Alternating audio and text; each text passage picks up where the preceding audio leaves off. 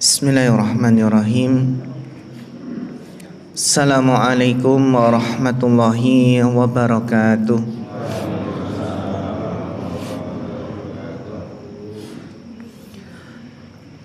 Innal hamdalillah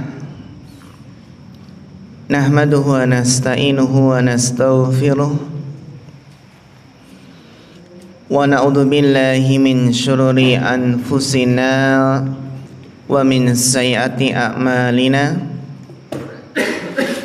Man yahdihillahu fala mudhillalah wa man yudlil fala hadiyalah. Asyhadu an la ilaha illallah wahdahu la syarikalah wa asyhadu anna Muhammadan abduhu wa rasuluh.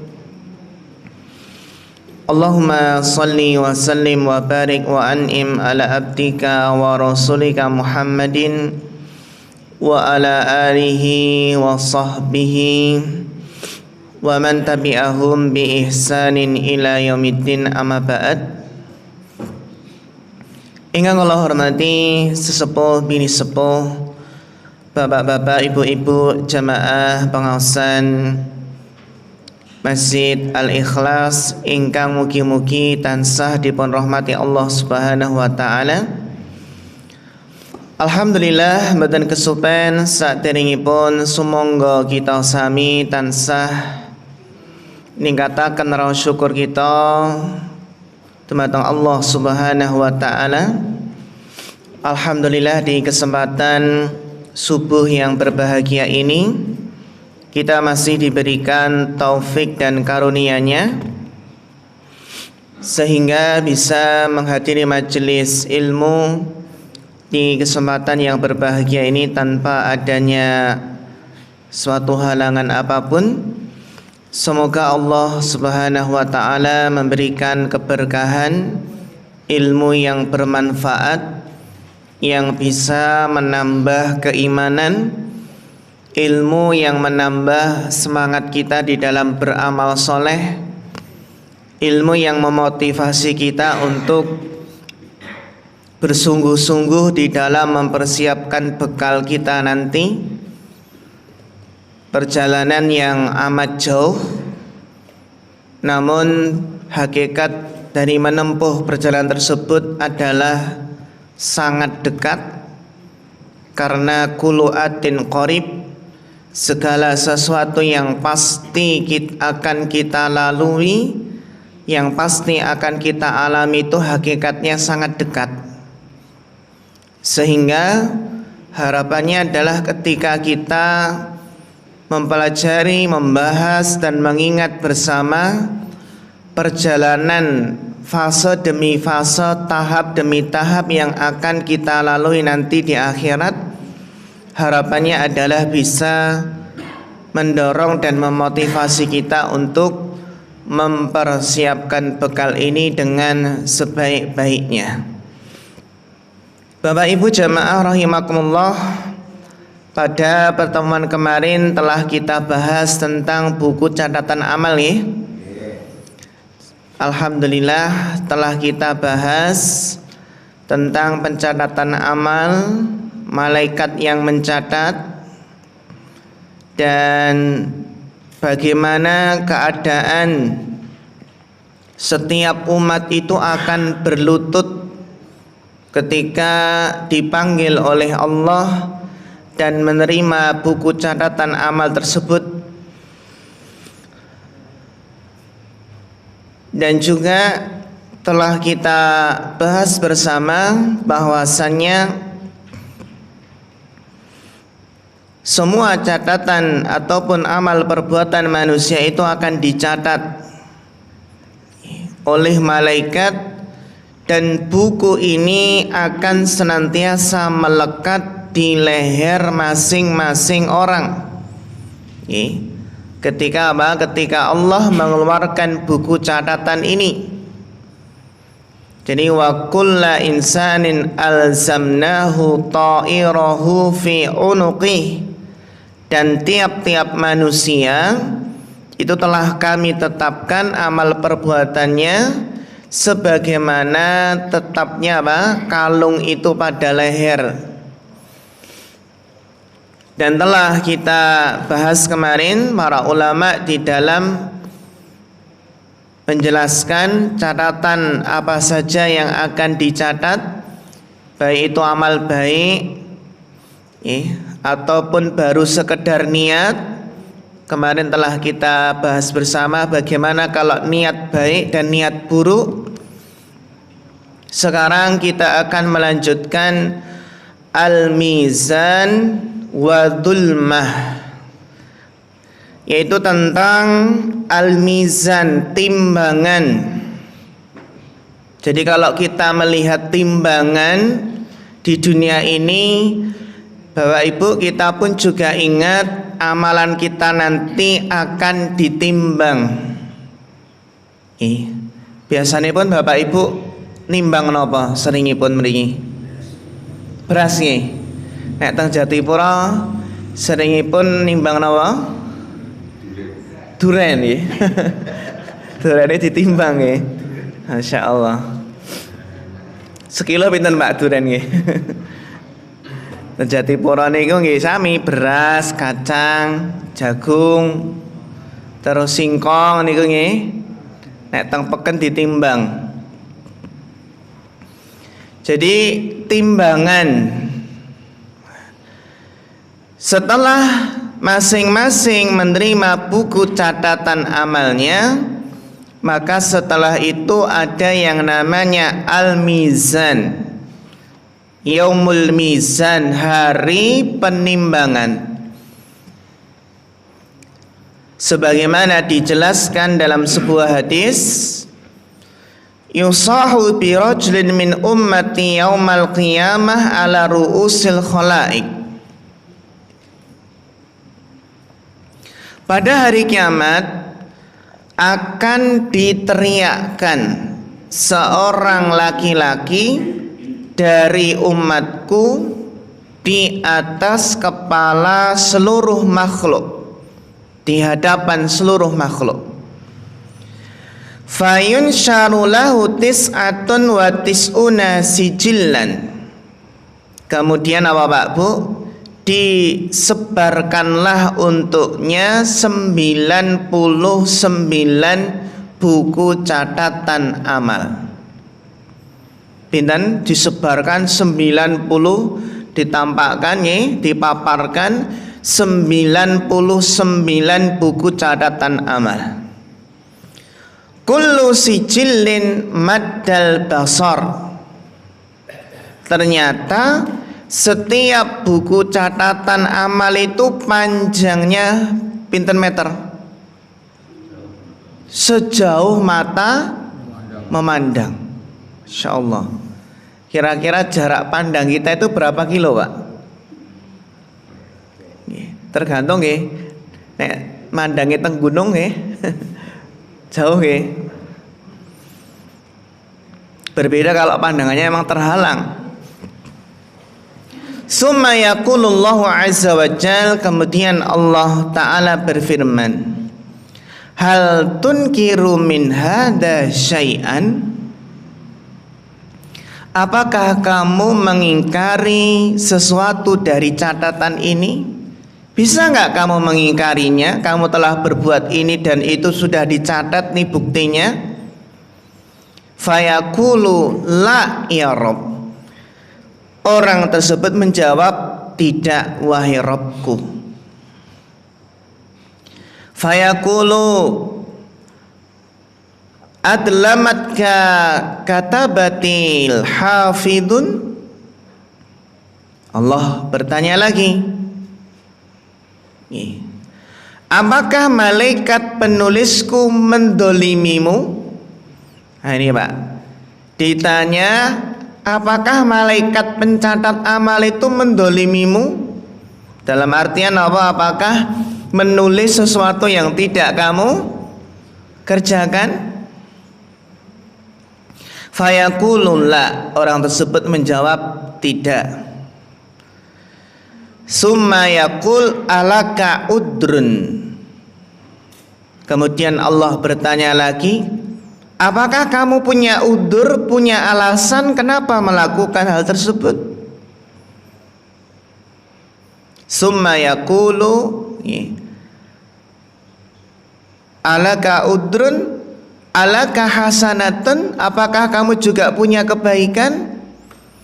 Fayuhabur rajulu fayaqulu la, maka orang tersebut ketakutan dan orang tersebut menjawab tidak punya udzur, tidak punya alasan yang membolehkan melakukan keburukan tersebut dan juga tidak punya kebaikan. Fayaqulu bala inna laka indana hasanatin. Allah berfirman, iya, sesungguhnya kamu memiliki beberapa kebaikan di sisi kami. Wa innahu ladulma alaikal yaum, dan sesungguhnya pada hari ini tidak ada kedzaliman bagi dirimu. Merasa tidak punya kebaikan, Pak, tapi ternyata ada. Fatukhraju lahu bitaqatun fiha asyhadu an la ilaha illallah wa asyhadu anna muhammadan rasulullah. Akhirnya Pak, dikeluarkan kartu pamungkas nih. Kalau bahasa kita kan kartu asnya. Maka dikeluarkanlah untuknya kartu yang bertuliskan la ilaha illallah, asyhadu an la ilaha illallah, aku bersaksi bahwasanya tidak ada yang berhak disembah kecuali Allah, wa asyhadu anna muhammadan rasuluhu, abduhu wa rasuluhu, dan aku bersaksi bahwa Muhammad adalah hambanya dan utusannya. Nah, ini kartu syahadat. Qala fayaqulu ya rabbi ma hadhil bitaqatu ma hadhihi sijilat. Kemudian orang tersebut tanya lagi, Pak, wahai Rabbku, apa hubungannya kartu la ilaha illallah dengan buku catatan amal ini? Fayaqulu innaka la tudlam. Allah menjawab, sesungguhnya kamu tidak akan didolimi.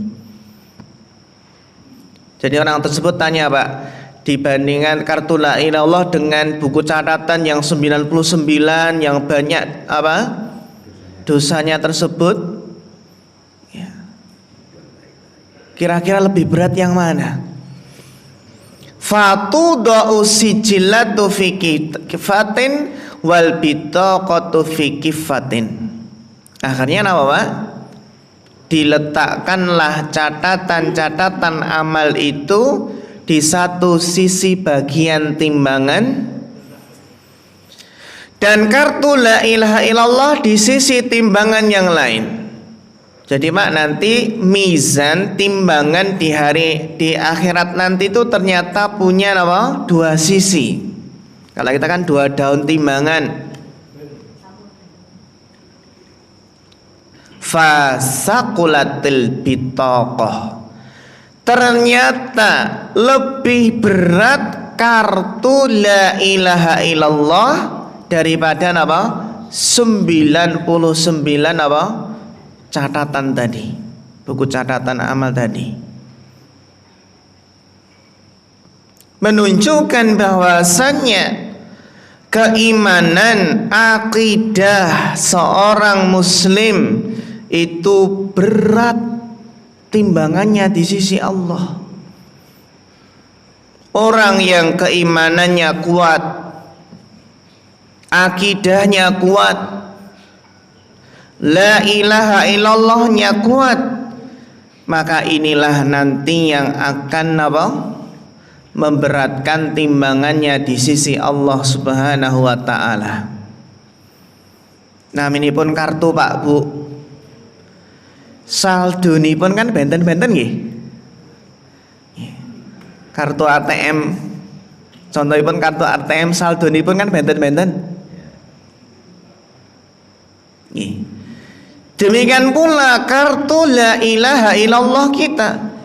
Sejauh mana kita itu mengamalkan, mengaplikasikan la ilaha illallah dalam kehidupan kita sehari-hari. Tentunya ini adalah kartu la ilaha illallah yang berkualitas, yang istilahnya saldonya itu besar.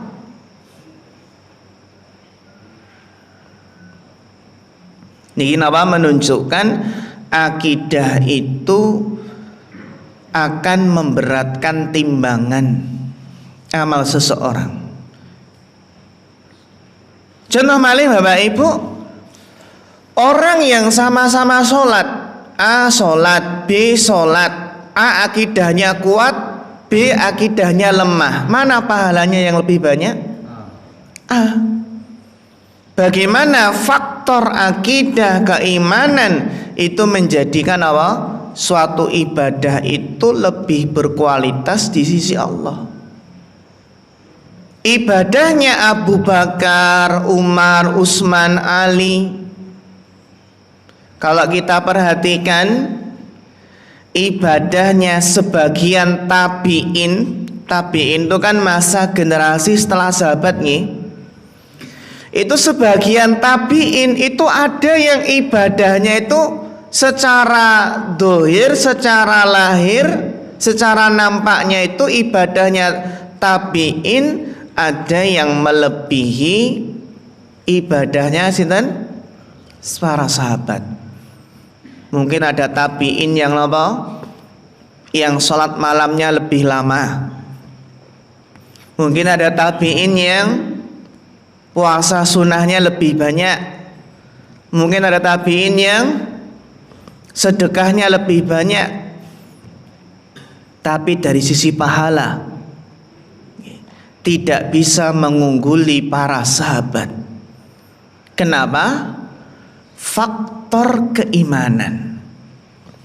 Kualitas suatu amal ibadah itu dipengaruhi oleh faktor yang namanya al-amil, orang yang beramal itu sendiri. Karena punya keimanan yang kuat, keikhlasan yang tinggi, itulah yang menjadikan apa? Amalan tersebut berkualitas dan semakin berat nanti ketika ditimbang. Jadi la ilaha illallah, keimanan. Kemudian diantaranya ada yang ditimbang ya berupa amalannya, sebagaimana dalam hadis nanti yang akan ditimbang itu diantaranya adalah kalimatani khafifatani alal lisan saqilatani fil mizan habibabatani inda au ilar rahman. Habibatani ilar rahman. Ada dua kalimat yang ringan di lisan, ringan Bapak Ibu, ringan. Setiap orang itu bisa mengucapkannya. Bahkan ketika kita capek pun bisa mengucapkannya. Bahkan kita dalam keadaan lelah itu bisa mengucapkannya. Jadi Bapak Ibu, amalan yang sangat mudah, tidak terbatas waktu dan ruang, bisa dilakukan apa saja, itu adalah amalan lisan. Jadi kalau kita pengen mendolimi ya, jangan pengen ya, tapi ada orang yang pengen mendolimi apa? Orang lain. Kalau pengen mendolimi dengan tangannya, memukul dengan kakinya, ditendang, itu kan terbatas. Kalau orangnya nggak ada di hadapan kita, nggak bisa kita dolimi dengan tangan, dengan apa? Kaki. Tapi kalau dolim dengan lisan itu bisa kapan saja dan di mana saja. Orangnya sudah mati pun bisa apa? Bisa didolimi. Wis mati napa Pak? Dirasani mboten. Sudah meninggal dirasani. Ini orangnya nggak datang pasti. Kalau datang medeni bocah Pak nggih. Wong mati ora obah, nek obah medeni bocah. Realitanya Bapak Ibu, kalau ada orang meninggal, sebenarnya belum meninggal, ketika dimandikan, dikafani, disolatkan terus bangun lagi, pada lari mboten? Kabur nggih. Ada dua kalimat yang ringan di lisan, berat di timbangan, dan disukai oleh Ar-Rahman, Allah yang Maha Pengasih.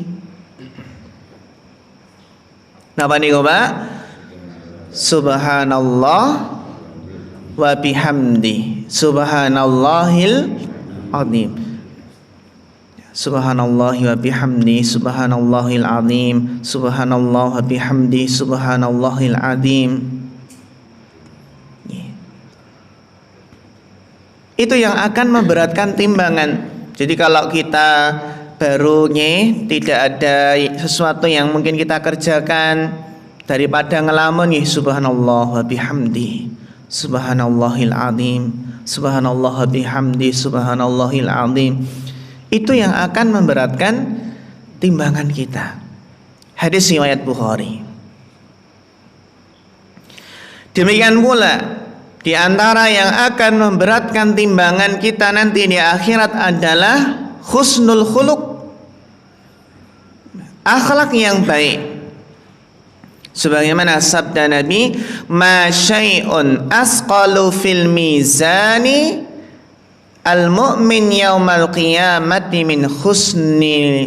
min khuluqi hasan. Tidak ada sesuatu yang lebih berat dalam timbangan seorang mukmin kelak di hari kiamat daripada akhlak yang baik. Akhlak yang baik itu Masya Allah ternyata memberatkan timbangan. Bahkan seseorang itu akan sampai kepada derajat orang yang rajin sholat malam, rajin puasa sunnah dengan akhlak baiknya. Sebenarnya secara realnya itu dia juga biasa-biasa saja, sholat malamnya biasa-biasa saja, puasa sunnahnya, tapi karena akhlak yang baik bisa mencapai derajat orang yang rajin sholat sunnah dan rajin puasa sunnah. Bahkan Pak Bu, nanti juga yang akan ditimbang di hari kiamat itu juga orangnya. Orangnya itu juga akan ditimbang. Nek kurus pripun Bu? Pripun nih Pak? Berarti harus gemuk biar berat Contohnya adalah hadisnya Abdullah bin Mas'ud ketika memanjat pohon atas perintah Rasulullah tiba-tiba angin menyingkap pakaian beliau sehingga terlihat betis beliau. Maka orang-orang yang melihatnya pun kemudian menertawakannya karena kurus, kecil. Kemudian Nabi bersabda, "Mimma tadhakun?" Apa yang kalian tertawakan? Qalu ya Nabi Allah min diqqati saqaihi. Maka mereka menjawab, wahai Rasulullah, kami menertawakan Abdullah bin Mas'ud karena betisnya yang sangat kecil. Faqala, maka Nabi bersabda, walladzi nafsi biyadihi, maka beliau bersabda, demi zat yang jiwaku berada di tangannya, lahuma asqalu fil mizani min Uhud. Sungguh kedua betis Abdullah bin Mas'ud itu lebih berat timbangannya daripada gunung Uhud.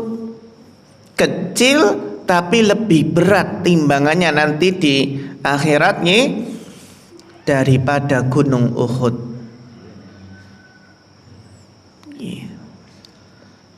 Dan para ulama menjelaskan hal ini tidak bertentangan satu sama lain karena semuanya itu akan ditimbang namun semuanya akan kembali kepada amal seseorang yang menjadi inti yang akan ditimbang. Hadis riwayat Ahmad. Kemudian Bapak Ibu yang perlu kita pahami, termasuk keyakinan akidah Ahlus Sunnah wal Jamaah, bahwasannya timbangan di sisi Allah itu memiliki beberapa sifat. Di antaranya adalah yang pertama, adil. Wa nadha'ul mawazinal qista liyaumil qiyamah, dan kami akan memasang timbangan dengan adil, dengan tepat pada hari kiamat. Fala tudlamu nafsun syai'a, maka enggak ada yang didolimi sedikit pun. Beda dengan timbangan di dunia, kadang seseorang sengaja curang, mengurangi dalam timbangannya. Wa in kana misqala habbatin min khardalin ataina biha wa kafa bina hasibin. Dan jika amalan tersebut seberat biji sawi pun, kami akan mendatangkan pahalanya, dan cukuplah kami sebagai pembuat perhitungan.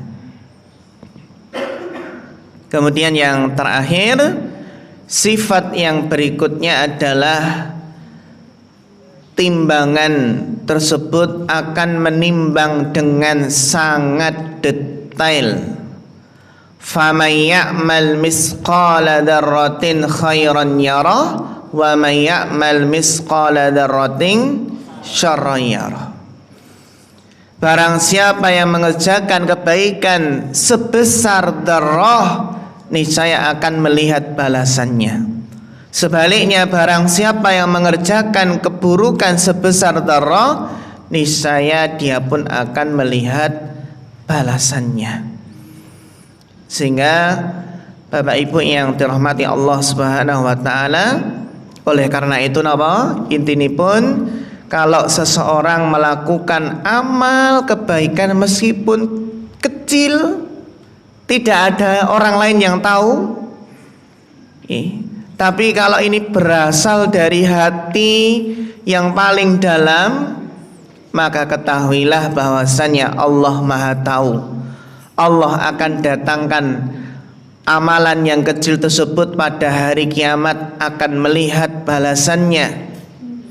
Demikian pula orang yang bermaksiat, meskipun tidak ada orang lain yang mengetahuinya, Allah tetap akan datangkan amalan tersebut pada hari kiamat. Sehingga pesan Rasulullah SAW, la tahkiranna minal ma'rufi syai'an, jangan kamu meremehkan kebaikan sedikit pun. Jangan remehkan kebaikan sedikit pun. Bisa jadi kebaikan tersebut yang akan memasukkan kita ke surga. Walau antalqa akhaka biwajhin talik, meskipun hanya dengan apa? Meskipun dengan bermuka manis tersenyum ketika bertemu dengan saudaramu. Sehingga Bapak Ibu Allah Ta'ala Maha Adil dan akan menimbang dengan detail. Tidak ada kebaikan dan keburukan sekecil apapun yang terluput. Maka kita persiapkan bagaimana usaha kita untuk menjadi kelompok orang yang lebih berat timbangan amal kebaikannya nanti kelak di hari kiamat. Amin ya rabbal alamin. Mangatan Bapak Ibu jamaah rahimakumullah, yang bisa kita bahas di kesempatan pagi hari ini. Sebelum kita tutup, wonten pertanyaan mboten?